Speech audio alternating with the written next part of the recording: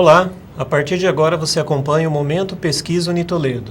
Neste programa você vai conhecer um pouco mais sobre o universo da pesquisa e suas contribuições para a sociedade. No programa de hoje a gente recebe a coordenadora dos cursos de licenciatura do Unitoledo, Ângela Liberati. Olá, Ângela, seja bem-vinda. Obrigada. Ângela, você coordena um grupo de pesquisa na instituição. Fala um pouquinho para a gente sobre esse grupo. Na verdade, nos vários cursos de licenciatura, a gente dividiu em áreas de pesquisa e, especificamente na história, a gente tem 3 grupos. E a gente procurou multiplicar as visões dentro da história para que os alunos tivessem a oportunidade de escolher o tipo de método que ele gostaria de aderir. Então, o meu grupo, ele trabalha com um único autor, que é o Michel Foucault, que é uma leitura bem contemporânea, necessária, e não é uma leitura muito fácil e nem que a gente use habitualmente na aula. Então, eu optei por estudar esse autor por esse motivo, né? Porque no curso regular a gente não tem tanto tempo para fazer isso. Então, eu tenho agora a adesão, inclusive, de uma professora do curso de jornalismo, e 2 alunas do direito que vieram procurar. Então, eu tenho alunos de história, eu tenho ex-alunos de história que estão aderindo, que já estudaram, que já se formaram, e agora jornalismo e direito. Então, a gente ficou com um grupo multidisciplinar, o que é bom, porque esse é um autor que trabalha essa integração das várias disciplinas. Então, nós já fizemos 5 reuniões, e por enquanto a gente está começando a ler, a gente já leu 2 livros, já fez a discussão de 2 livros, então nós estamos começando a entender a metodologia do autor e já escolhemos 2 temas de estudo para esse grupo. Um que é estudar a colônia Sicília, que é um núcleo de anarquismo que existiu no Brasil no finalzinho do século XIX e que é um assunto pouquíssimo estudado ainda na história. E vamos fazer um estudo local em Araçatuba sobre patrimônio histórico. Então, a gente já levantou dados jurídicos sobre o assunto, estamos levantando todos os conceitos, mas tudo dentro dessa linha do Foucault, que chama genealogia. Em relação ao projeto de pesquisa que está sendo desenvolvido, detalhe um pouquinho para a gente o que exatamente está sendo procurado identificar nessas pesquisas. Bom, a genealogia, ela é uma proposta que desconstrói essa história ou qualquer pensamento sequencial, secular ou um ano após o outro, esse pensamento contínuo.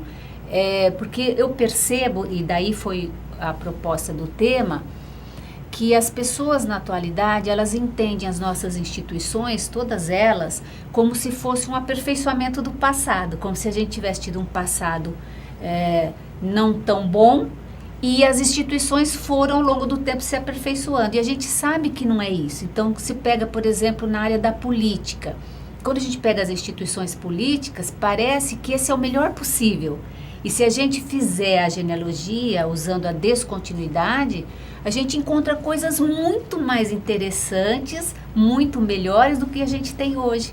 E que a gente não traz para o presente, porque justamente ela está num tempo anterior ou num tempo passado que não é. Então, esse foi o motivo. Então, isso modifica o olhar, e não é só do historiador. Esse método, inclusive, ele está sendo exigido nos concursos jurídicos.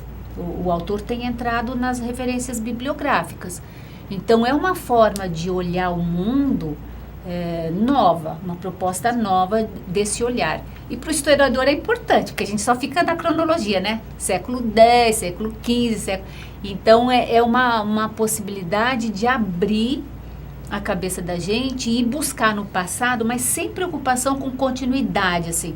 Eu pego alguma coisa no século V, eu pego alguma coisa no século XIII, por exemplo, quero entender as cidades hoje, como elas funcionam, né, o pessoal da arquitetura e tudo, né? Então, eu vou, por exemplo, em alguns pontos de referência. Eu vou na Grécia, no século V a.C., eu vou no século XIII, nas cidades medievais, eu vou no fim do século XIX, na Comuna Francesa. E, com isso, eu monto uma perspectiva da cidade contemporânea. Eu não preciso fazer toda a evolução que se faz.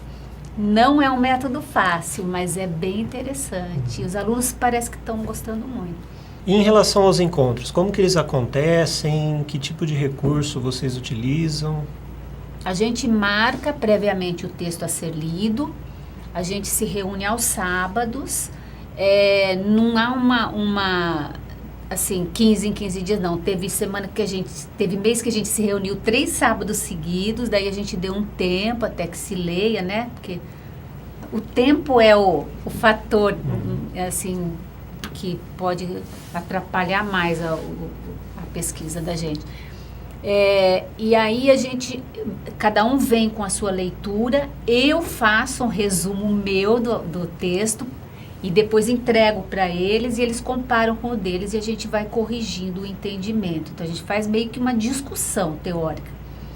Na última sessão a gente escolheu os temas a serem pesquisados. Então agora os alunos estão levantando tudo que eles vão conseguir sobre esses 2 temas. Um desses temas que é o tombamento da Capela Santo Onofre, aqui em Araçatuba, que vai envolver engenharia, que vai envolver o aspecto jurídico, que vai envolver o aspecto histórico, tá? Ele vai, inclusive, ser o trabalho de conclusão de curso de uma aluna do grupo, que já fez história e agora faz direito. Então, o grupo vai trabalhar junto.